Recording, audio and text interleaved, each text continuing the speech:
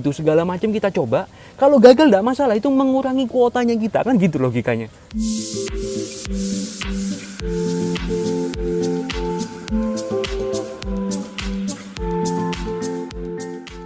Hai teman-teman semuanya, kembali lagi dengan saya Andi di sini. Ya, jadi hari ini kita akan membahas sesuatu yang ada kaitannya dengan kegagalan. Oke, jadi saya terinspirasi oleh kisah ini ketika kemarin saya ada chatting dengan salah satu teman saya.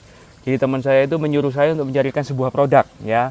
Menyuruh saya mencarikan sebuah produk yang kuantitinya sangat-sangat banyak. Nah, pada saat teman saya minta tolong saya untuk nyari barang itu, respon yang saya berikan itu membuat dia bingung gitu.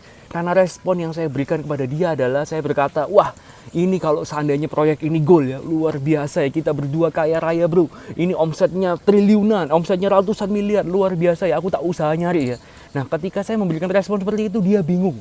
Kenapa dia bingung? Karena ketika dia berkonsultasi, ketika dia bercerita dengan teman-temannya yang lain, dia berkata, aku butuh dong cariin barang ini sejumlah sekian juta piece, yang lainnya semua pada, kamu ngayal bro, wah kamu ini mulu-mulu, wah angka yang kamu omongkan itu ketinggian, wah nggak masuk akal, orderanmu itu nggak masuk akal lah, cuma ngomong toh ini itu segala macam. Jadi yang lain memandang dari sisi yang negatif, yang berkata seakan-akan, wah orderanmu pasti gak masuk akal.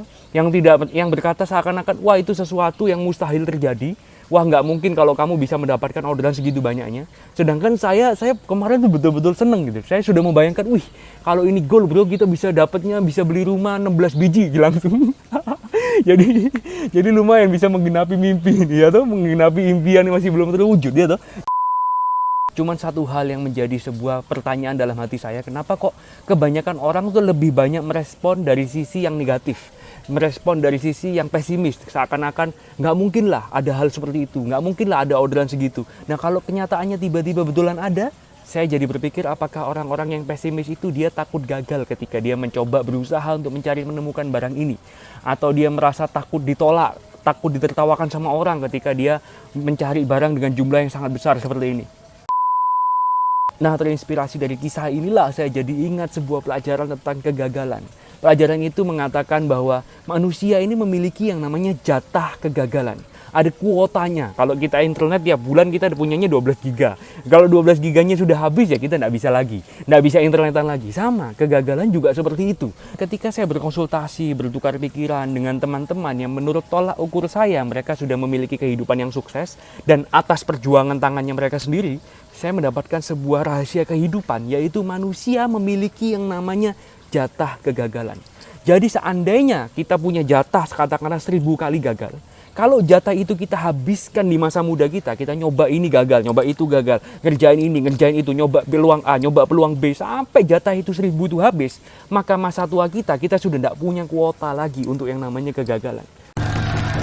Jadi, jika seandainya kita bayangkan yang namanya kegagalan itu adalah sosoknya seperti seorang manusia. Ketika masa muda kita sudah ketemu ratusan bahkan ribuan kali sama yang namanya Mas Gagal itu. Mas Gagal itu lama-lama bakal bosen lihat mukanya kita. Dan dia akan manggil temannya yang lain namanya Mas Sukses itu untuk datang menghampiri hidupnya kita. Jadi alangkah lebih baik kita mencoba segala sesuatunya. Jadi nyoba A, nyoba B, nyoba jual ini, nyoba jual itu, nyoba ini, nyoba itu. Segala macam kita coba.